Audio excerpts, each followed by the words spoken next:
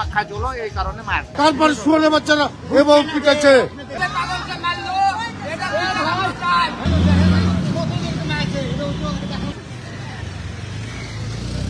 সাধু ফকির তামাক তো খাই, এটা কে খায় না তামাক?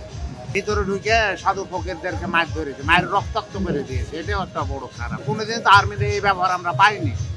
এবার হঠাৎ করে আর্মি নামে মানে মায়ের মুখে তামাক খাই চলো এই কারণে মার। মেলা দূর থেকে ফকির পাগল আসে, ওরে তামাক নিয়ে আসে, নেশা ওরা তো অহরহ এখানে তো না, গোটা বাংলাদেশে ওরা খায়।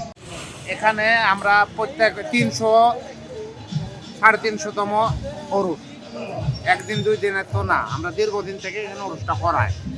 আমাদের বাপদাদার থেকে আমরা এই যে স্বেচ্ছাসেবক হিসাবে কাজ করছি, কিন্তু কোনোদিন তো আর্মিতে এই ব্যবহার আমরা পাইনি। এবার হঠাৎ করে আর্মি নামে মানে মায়ের মুখে ভিতরে ঢুকে সাধু ফকিরদেরকে মাছ ধরেছে, মায়ের রক্তাক্ত করে দিয়েছে। এটাও একটা বড় খারাপ। ওই তো সাধু সেবা করছিল, সাধু ফকিররা তামাক তো খাই, এটা কে খায় না তামাক? এটা তো এমন কোনো মহা শুদ্ধ না। তামাক খাই চলো এই কারণে মার। আমি তো তামাক খাই না, সিদ্ধিও খাই না। আমরা স্বেচ্ছাসেবক, আমরা তো ধরেন এই 3 দিন এই সব ভিতর জড়াতে পারি না, কারণ আমাদের কোটি থাকে।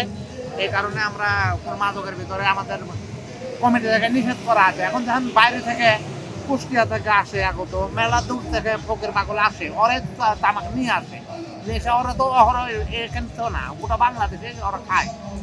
ওদের একটাই দোষ, তাছাড়া আর কোনো দোষ আপনারা পাবেন।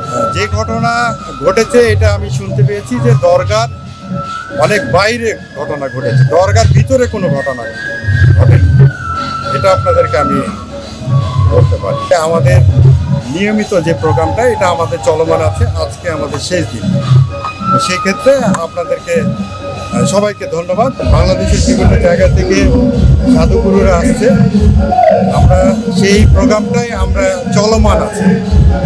তো সেই জায়গা থেকে বলতে চাই যে আমাদের এখানে দরগার ভিতরে কোনো রকম কোনো বিশৃঙ্খলা বা ঘটনা ঘটেনি। আমি তোফাজ্জল হোসেন বাবু, আমি দরগা শরীফের সভাপতি।